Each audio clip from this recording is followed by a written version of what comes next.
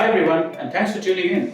My name is Pratik Tripathi, and I work as a senior consultant in the market research team at Expert Lansing. In my role, I work with leaders from FMCG and packaging. Basically, my job is to decode regulatory shifts and nail down market strategies. And today, I get to decode the EU's Packaging and Packaging Waste Regulation, or PPWR. Now, this is a transformative step, well, for everyone: FMCG players, brands, and all of us packaging professionals. To make it simple, I have divided this into three parts. The first, what has actually changed, which is huge. The second would be the core requirements, so what are the timelines? The third would be the major milestones that we need to cover. Okay, now let's start with what has changed, because this is the foundational piece.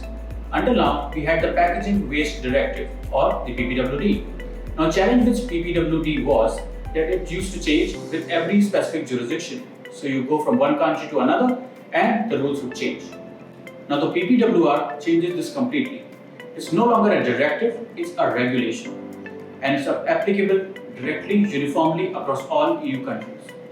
Now this shift creates a level playing field for all businesses who are navigating through the EU regulations. Alright, now let's move on to the core requirements and industry impact. Now here's where it gets really interesting. The first major requirement is recyclability by design. So by 2030, all packaging, and I mean all of it, must be recyclable. Recyclability is not a yes or no thing, it will be graded, and it has a mandatory recyclability content target. So for example, PET food packaging must contain 30% of recycled content by 2030, and the number keeps on climbing. It goes to 50% by 2040. Another key aspect is packaging minimization. Packaging cannot have unnecessary layers, and for e-commerce, the empty space cannot exceed 50%. The regulation also introduces reuse and refill systems.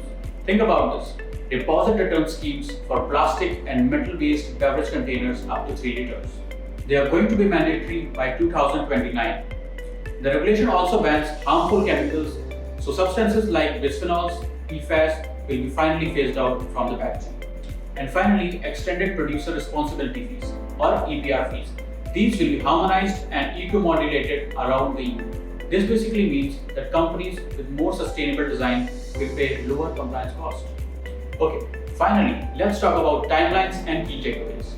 The PPWR has entered into force in February 2025, with most of the rules becoming mandatory by August 2026. The bigger targets like full recyclability, recycled content levels, and reuse systems will be kicking in between 2030 and 2040. For FMCG brands and packaging professionals, look, it's not about compliance. It's about redesigning and rethinking your packaging and setting up entirely new collection systems and reuse models.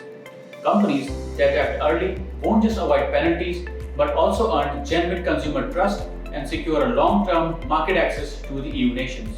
So there you have it. That's your quick overview of PPWR, a regulation that is going to reshape packaging and sustainability standards in the EU nations.